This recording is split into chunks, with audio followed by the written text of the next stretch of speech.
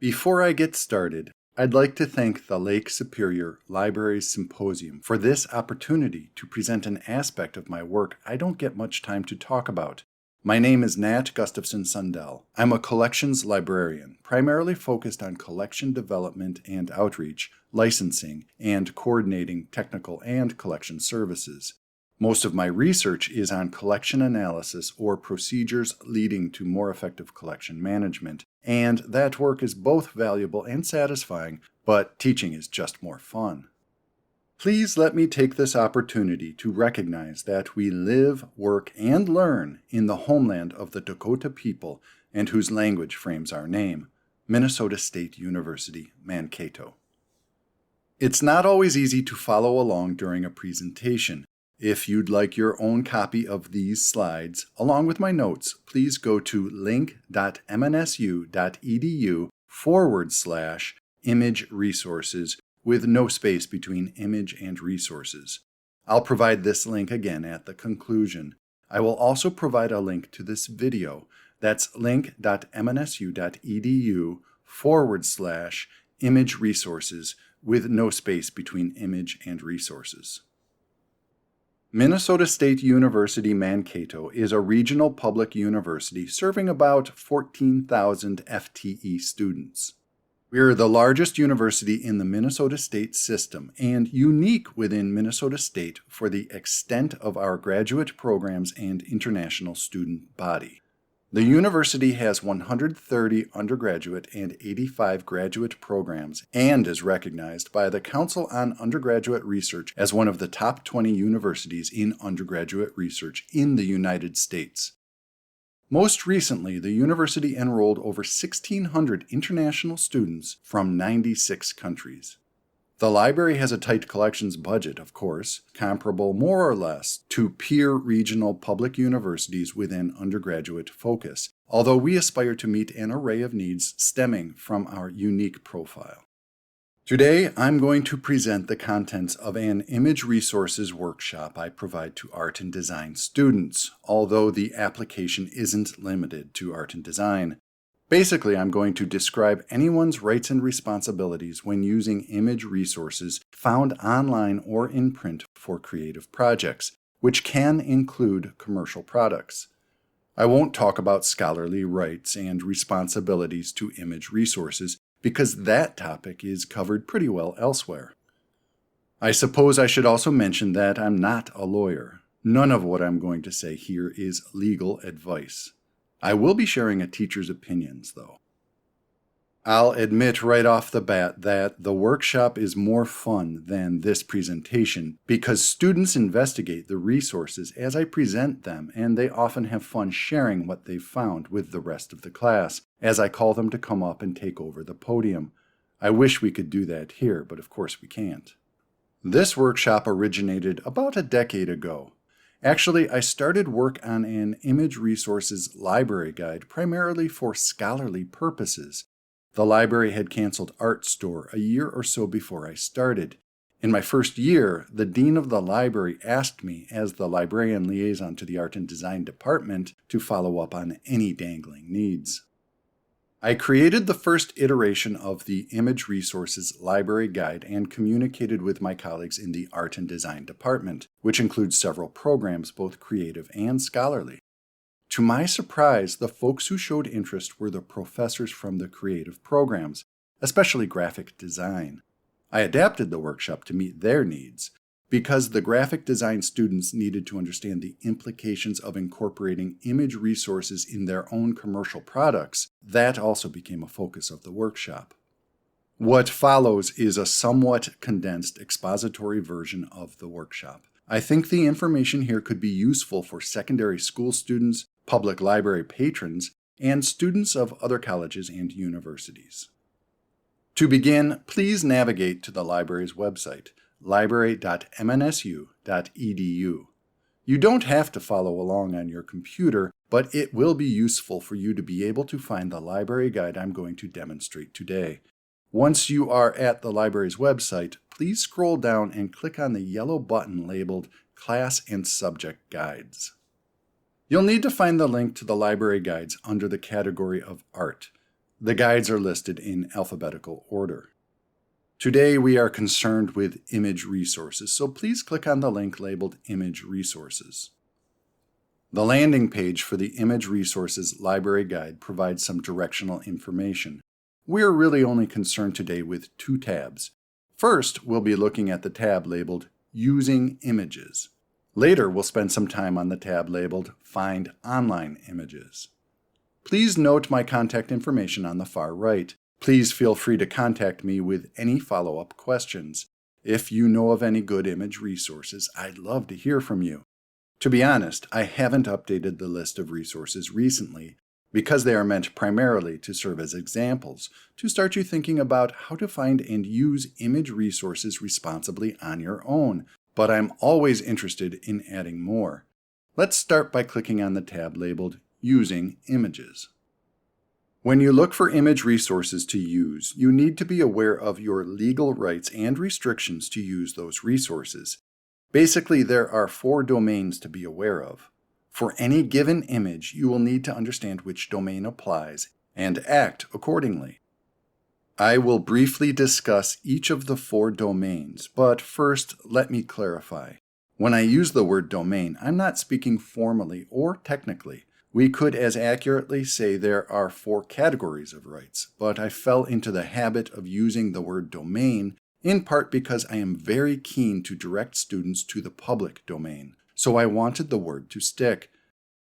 I'll speak about these domains in the order on the screen, starting with Creative Commons licenses, moving on to copyright, which is the default domain for most resources anyone will find, including both print and online resources.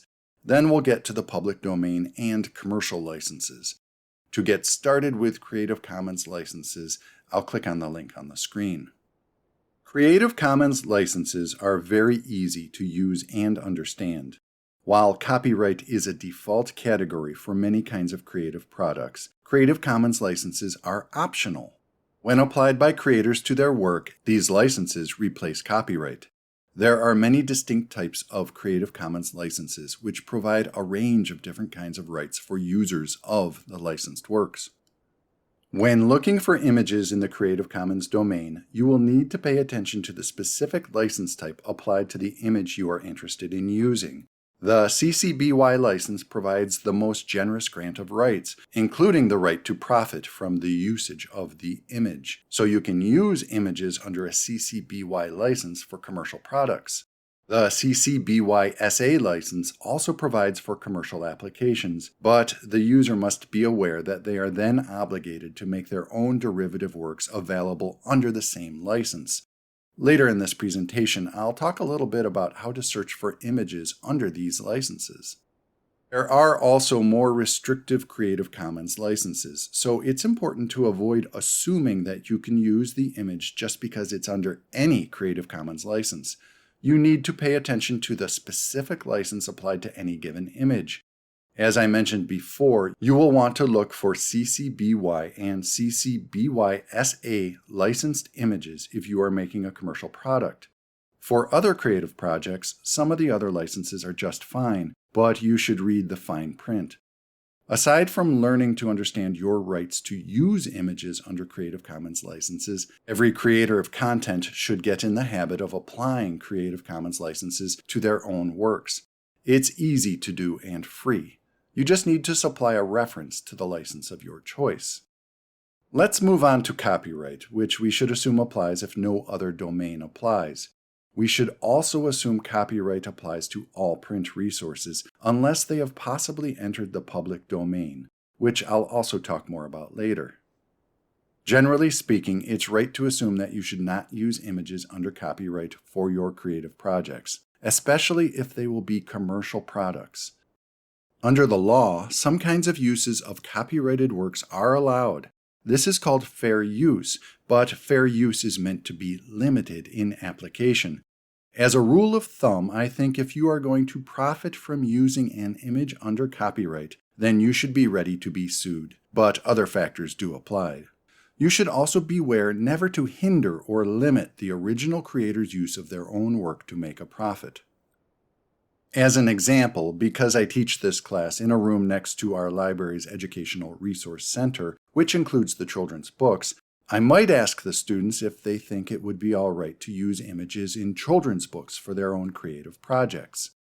The simplest answer is no, especially if they may seek to share their own derivative products with the public, whether for profit or not.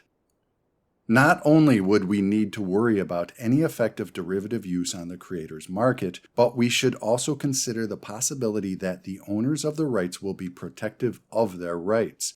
It's not only important to consider the law when using images under copyright. It's actually just as important, or even more important, to consider the risk involved of legal action. Risk always goes up if you are making money or taking money away from someone else. In spite of this caution, which maybe sounds prohibitive, there are exceptions. The College Art Association has provided guidance for artists who might use works under copyright for their own purposes. I don't think the CAA guidance applies generally to commercial products such as a graphic designer might produce, but the CAA guidance certainly applies to projects intended as art. Art projects can be deliberately transgressive, subversive, or just plain cheeky. The whole set of considerations is different, not only in terms of fair use, but when considering risk. Some artists might deliberately provoke a response from a rights owner. But that's beyond the scope of this presentation. I'll try to stick to the safer path here.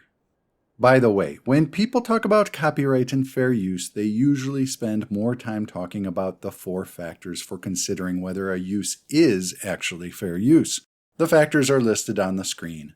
You can see that I've implied these factors in my previous comments, but I try not to dwell on them when teaching students. There's a reason for this. I don't want students to think that fair use is simply a math formula and their use just needs to add up to fair. The importance of these factors will vary depending on the nature of the copyrighted work, the case made by the copyright holder, and the judge, among other variables. This is not simple math. Copyright is limited in duration, so everything eventually enters the public domain. When considering whether or not to use a print resource, it might be worthwhile to assess the resource to determine if it's in the public domain. It might also be worth a risk assessment as mentioned above, especially for older, obscure works still under copyright. In any case, if a resource is in the public domain, then anything goes. From a user's perspective, the public domain works just like a Creative Commons CC BY license. You can use anything in the public domain for any purpose whatsoever, with any amount of revision or modification and for commercial products. Generally speaking, in the US, we assume works first published in the US will remain under copyright for 95 years, but in reality, many works enter the public domain sooner. Right now, in the year 2022, every US work published before 1927 is in the public domain. Next year, in 2023, every U.S. work published before 1928 will be in the public domain. This is essentially a moving wall, so you can look forward to more and more good stuff to become available each year for any kind of use. Works can also be put into the public domain immediately. Generally speaking, although it's important to be aware of the occasional exception, any work produced by a U.S. government agency will be put into the public domain immediately. This includes maps and NASA images, among many other works. I won't go into the details because it would take too much time, but we should also be aware that some works are on a completely different schedule to enter the public domain, depending usually on their publication status, whether formal requirements for copyright were followed at the time of publication or later, or because of the medium of the work. Just as one example, it's amazing how many images were published without original copyright notice. The 4th and final domain one might encounter is the commercial license, which can also have other names like professional license. Generally speaking, I advise students to avoid using anything under a commercial license. Later in their careers, they may want to pay to license specific images, but as students, they are best served learning to use Creative Commons licensed images, especially CC BY and CC BY SA, and public domain images. Resource owners who go to the trouble of providing a commercial license are also likely to go to the trouble to seek redress if their images are used without permission. So, now that we have a sense of the four domains of rights and restrictions that might apply to images we find, let's talk about how to find those images. Of course, all students are familiar with Google and Google image searches, and most use Google as a default, primarily out of laziness, although, as I'll show, Google can actually waste more time than going to other venues in the first place. Let's try a quick search for bridge images. Of course, we'll get a large set of results. Let's say I want to use the image of the suspension bridge for my project. I can click on that image to learn more about it. When I first started teaching this class, Google did a bad job of providing information about the venues for images or the rights involved. Every year they've gotten better and better, but in comparison to other options here in 2022, I think Google is still basically terrible. Let's click on this helpful-looking link to learn more about our rights to use this image. And we learn nothing. Only that the image might be subject to copyright. Google has just wasted my time. But wait, there's more. Let's wonder for a second about this site. I don't know anything about it. Is it safe or not?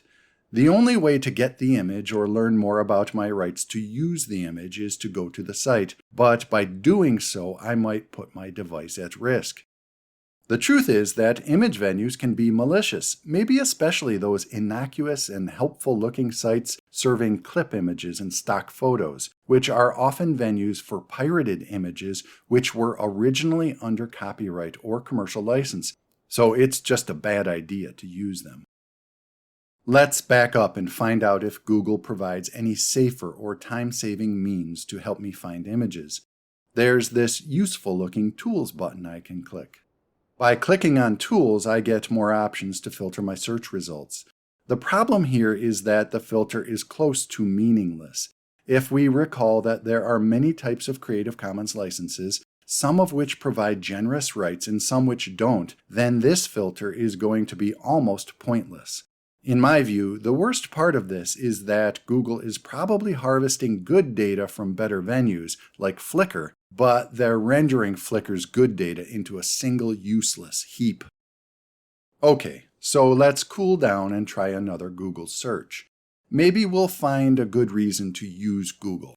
Say I've got a specific image in mind, so I go looking for it. In this case, I've searched Winifred Radford.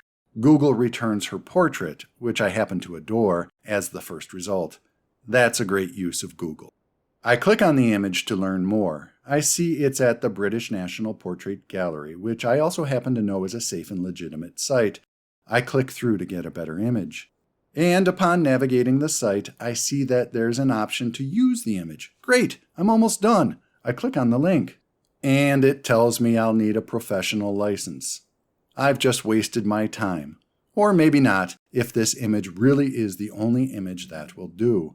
If other images will serve, then I should have used a better venue to find an image. When I can, I should avoid using Google, which gives me poor filtering options, little information up front about rights, and may lead me to risky sites. I could have started elsewhere.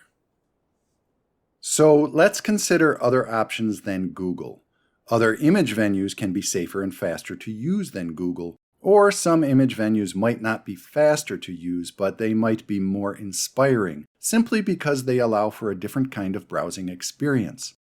I'll also show some sites that are actually a pain to use, but I think it's better to use these sites directly because Google either can't serve these images or Google's algorithm will bury these images. It's better to go to the source. For general searches, when you don't have a specific image in mind, like when we're just looking for bridge images, it's a good idea to use Flickr. Let's try Flickr's Any License button. In this case, we see that the rights options are very usefully distinguished. We might recognize here that Flickr is showing us options derived from Creative Commons licenses or indicative of the public domain. The Creative Commons licenses are split up so that we don't have to waste any time wading through the results we can't use.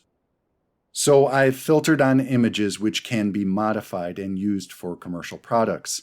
I can now pick any image and use it for a commercial product.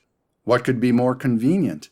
Well, if I have a gripe with Flickr, it's that I can't choose multiple options for filtering, because frankly, there are other options on this list that also allow for commercial use and modifications, like the No Known Copyright Restrictions option and the US Government Works option we saw on the previous screen. It would be great to combine results for all images with similar rights. But hey, this is way better than Google already, so let's just keep moving. I have selected an image that will serve my purposes. I see that there's a link to learn about rights. Just out of curiosity, let's click on it. In this case, instead of going to a mostly meaningless page like we had with Google, I see the exact license that's applied to this specific image. I should also mention as an aside that Flickr often provides multiple image size options for download, among other things. Flickr is super helpful. But wait, there's more. I can also log into Flickr. With a free account, I can use Flickr to keep or present my own images, but today I'm mostly concerned with finding images, so let's see if logging in or creating an account if I didn't have one already will help me find images. And it does! I'm seeing results from the people I follow at the top of my results set. This is pretty cool because many major academic and cultural institutions use Flickr as a venue for their images. For example, I follow the British Library, so when I'm logged in, I see all of their public domain images they're serving through Flickr. I should also mention there are other venues that serve images from academic and cultural institutions. I won't cover them all. Probably the most notable is the Internet Archive at archive.org. Although I'm focused on just a handful of primarily static image resources today, I recommend exploring the Internet Archive and non-static image resources. For example, movies. Did you know The Night of the Living Dead is in the public domain? That's right, you can use it any way you wish. But let's move on because we're limited for time. Let's look back at the Image Resources Library Guide I introduced earlier. Let's check the Find Online Images tab. Please note that I've tried to highlight resources that serve Creative Commons licensed images or public domain images, but I didn't do that in all cases. Generally speaking, I briefly cited any rights statement from the sites provided. If you go looking for image resources on your own, you should also go looking for the rights statement. It's usually on the About page for a site, but it could be hiding somewhere else. The Find Online Images tab provides a list of image resources that are categorized by topic. The list is intended only as a sampler. I'm always interested in adding more resources to the list, so please reach out if you know of anything I could add to this list, but the list itself is pretty idiosyncratic, pretty much just based on what students or professors have expressed interest in, or sites that have been interesting to me. It's just something to get you started. That said, let's scroll down to the Comics and Pulp topic area and click on the link to Comic Book Plus. I love this site. The first thing you'll notice when you arrive at this site is that the website design is anything but recent or stylish. To be honest, I'm worried that this site will just disappear one day. While there are multiple paths through this site, I usually select a category from the Categories tab. Here I've selected horror comics because I think monsters are great fun. I will click through to the first title, Adventures into Darkness. A couple of clicks later, I find myself reading the first available issue from this title. Already I'm delighted. This is an interesting monster design and I love the lighting, with the shadow of the monster twisted to the side, menacing the little man to his right. Comic Book Plus is a venue for comic books that are in the public domain. You could take any amount of these comic books and do anything you want with them. You could make and sell wrapping paper based on these, or design boxes for new products. You could modify this story with elements from other resources and create your own new creative product. The sky is the limit. But wait, there's more. This website also allows you to download the original files, which will be easier to use and probably better quality than screenshots or snips. In order to download the files, you just need to log in. But the registration is free. Moving on, let's take a look at a great venue for old magazines. In the Magazines and Newspapers topic area, click on the link to the Media History Digital Library. This website has a better design than Comic Book Plus, but it can also take a few steps to navigate. I usually click on the Fan Magazine collection, which includes a long list of old magazines featuring Hollywood stars and stories. Of course, the earliest magazines have the fewest pictures, but the magazines from the 30s reliably provide numerous images. Here's a 2-page spread that features pictures from photoplay from 1913 through the year of this issue, 1938. There's a great image on almost every page of this issue, and again, the sky's the limit. These magazines are all in the public domain, so you can do anything you want with the images. Moving on, let's consider maps. As I mentioned earlier, most U.S. government works will be in the public domain. This includes USGS maps. The link on the Image Resources Library Guide is to a page on the usgs.gov website. Formerly, there was a different URL, so changes seem to be underway. I've had trouble navigating the website in the past or using some of the functionality, but it seems to be working better lately. The feature demonstrated here is actually the Topo View, which is a tool to find historical topographic maps. Just click on any area within the map or search by location in the upper right-hand corner of the screen. I searched for Mankato, Minnesota. You can see that there's a list of results and a scroll bar on the right side of the screen. I scrolled down to find a recent map and downloaded a JPEG. I selected West Mankato because I lived there when I first moved to Mankato. I actually lived on the border of Skyline, formerly its own town, but now I think incorporated into Mankato. It was a lovely little place on its own hilltop with a great name and a nice view down into the river valley. Maybe as good a setting for a novel as any place, except it was real. These maps are available for free and free to use. I highly recommend spending some time here. Moving on, let's just take a quick glance at another source for U.S. government images. The NASA website provides some spectacular options. Once you click through to the website, scroll down to the bottom of the front page to find an option to search NASA for images.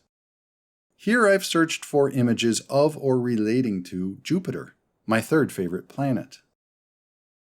The final website I'm going to demonstrate today is the Public Domain Review. This website draws attention to extraordinary public domain resources, including images, and it links out to other venues.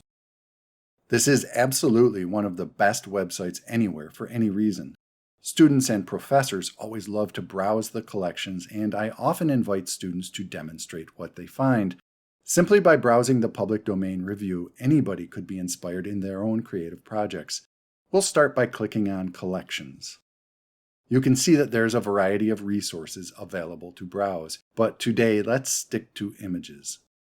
There are about 20 pages of image collections at the time of this writing. I'll show a handful of images to provide a sense of what wonderful images one can find. This is an early 19th century Japanese woodblock illustration from a book translated as The Night Parade of 100 Demons. The source for this image is a book held by the Met. According to the Public Domain Review, these are optics illustrations from late 19th century French physics textbooks. The source is the Wellcome Library. Here we have an illustration from an 1890s book translated as Plants and Their Application to Ornament. The source is the Smithsonian Libraries, but the images are served at the Internet Archive. These are illustrations from a fireworks catalog. The catalog was digitized by the Yokohama City Library.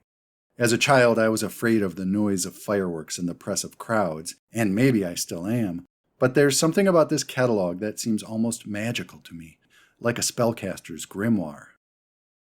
This image is from a lantern slide from Norway in 1910.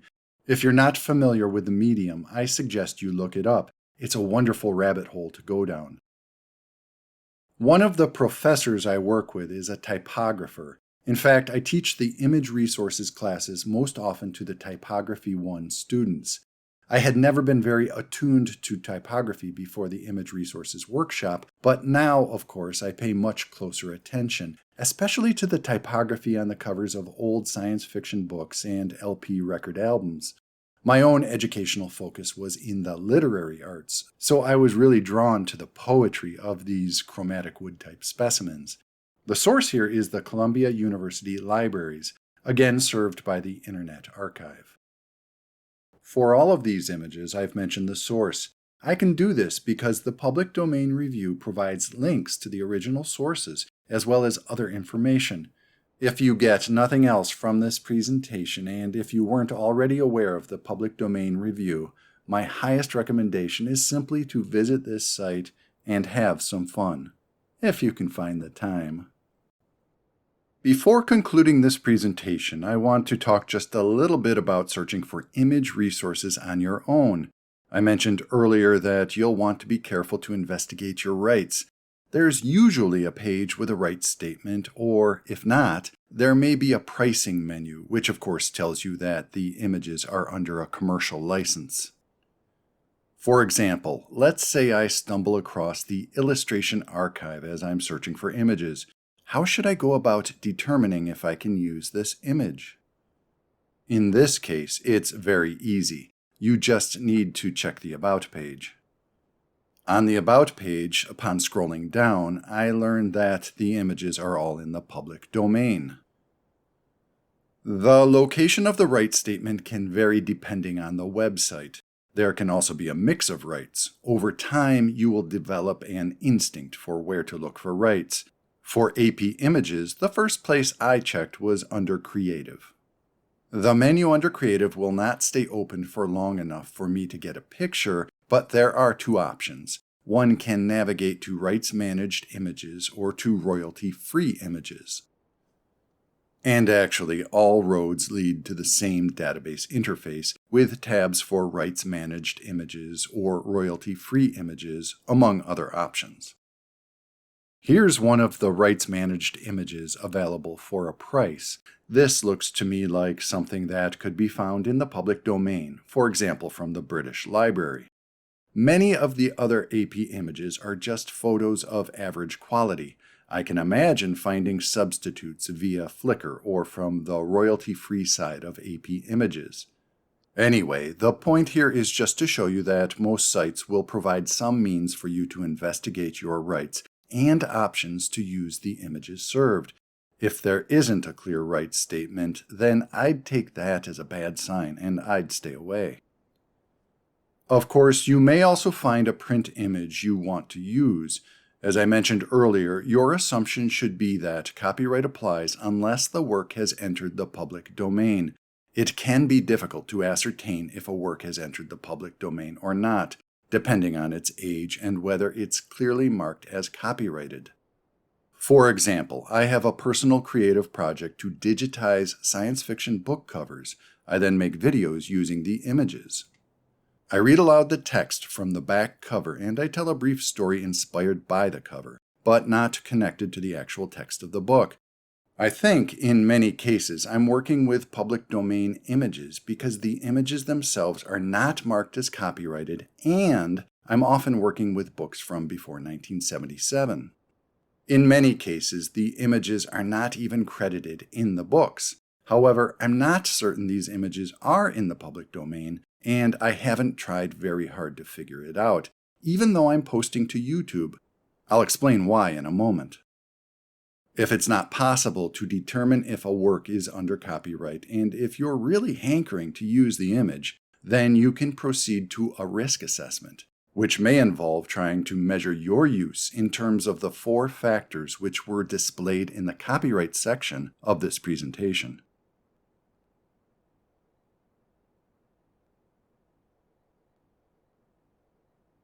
For my sci-fi cover-to-cover project, I don't think there's much risk. I'm always working with out-of-print versions of books, often published by old imprints that don't exist anymore. I'm drawing attention to the cover art in a generally positive light without any possible negative impact on a copyright holder's market. I am using the entire image from the books, but the images I use are obviously my own photographs, and the books most often show signs of age. I am posting publicly, but my audience is tiny. This is a personal project to give me something fun and relaxing to think about. If my audience were larger and if I decided to monetize views of my videos, then I might revisit my considerations, but I think I'd be willing to take any slightly increased risks because of the other factors. The point here is that I've weighed these factors and I've made a decision for myself. I haven't just used the images without thinking through my case for fair use or my own risk. In some versions of the Image Resources Workshop, I take students on a tour of the print collection. While I think many books contain images that should probably not be used for creative projects, especially commercial products, I point to the older periodicals as a potential source, if they're willing to get dusty.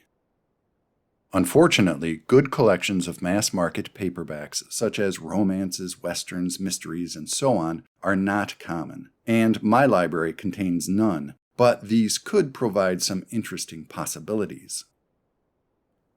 I hope this presentation has given you some ideas about how to find images and to understand whether or not you can use them for your own purposes.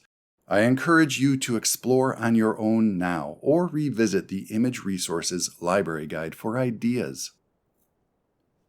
I want to thank you for your time and attention. Please feel free to contact me for any follow-up.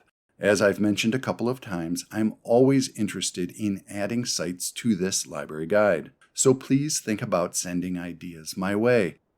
To be honest, the library guide is due for a revamp, so that could be coming soon too, although I promise that every year.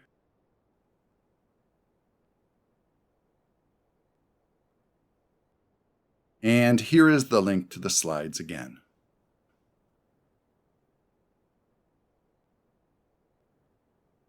Have a great day.